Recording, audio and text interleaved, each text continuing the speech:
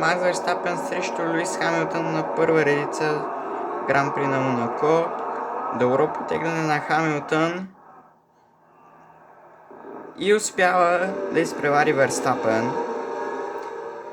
Отзад се борят Перес и Алонсо за четвъртата позиция. Ландо Норис е едва на 8 място. Ландо има около 20 точки преднина, но се е издънил яко в квалификацията тук.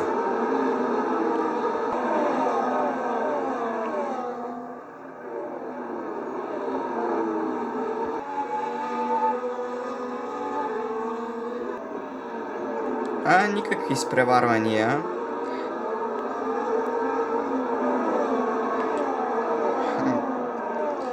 И Луис Хамилтън ще се запъти към победата в Гран При на Монако.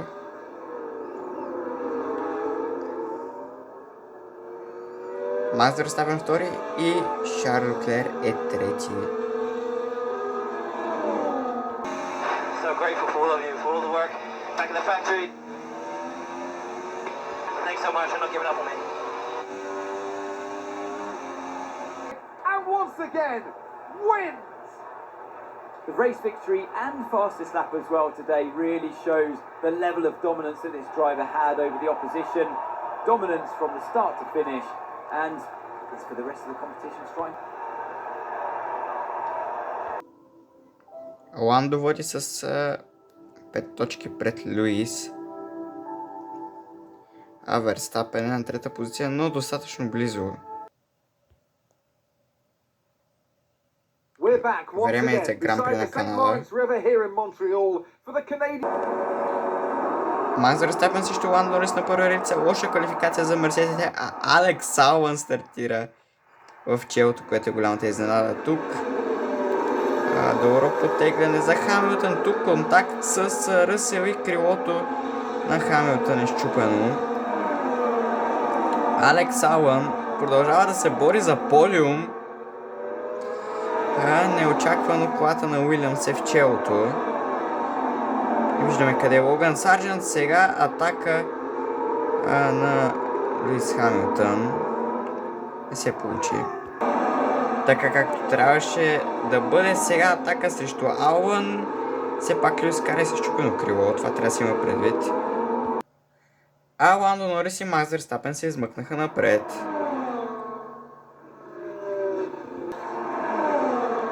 Атака на Джордж Ръсел срещу Луис Хамилтън. И контакт между двамата. Луис се обръща. Алън се измъкна отзад да не пострада, но двата мерцедеса продължават да се борят един срещу друго, като Хамилтън не успя. Крилото на Хамилтън е много щупено. Ние се връщаме в челото, където Макс Верстапен допуска грешка. И Ландо сега ще има шанс да го изпревари на правата обиколка и един сектор преди края. Ландо е много близо и по всичко личи ще извърши успешна атака срещу Макс. И това е факт. Сега Карл Сайнц атакува Луис Хамилтън, който е без предно крило и резултатът е отново контакт и Хамилтън се завъртя.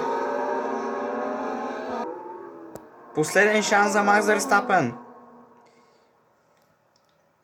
Ще успее ли да изпревари Ландо Норис и да спечели Гран При на Канада с отворен DRS? Макс успява, Ландо обаче дали ще има шанс за контратака? Достатъчно близо е Норис за да го направи, но няма да му стигнат метрите. Връщаме се обратно към Луис Хамилтън, който губи позицията от Карл Сайнц, може да я загуби от Джордж Ръсел. Много трудно беше на Луис това състезание. Все пак Макс го печели и се доближава до Норис в челото.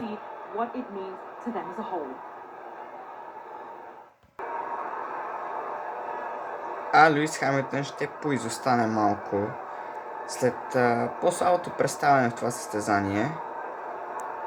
но ще има своя шанс да се върне на подиума в Испания. Thanks to everyone who joined us. А с тази победа Макс Верстапен Red Bull си връща черното място при конструкторите. Ландо е на една точка пред Макс Верстапен, а Луис изостава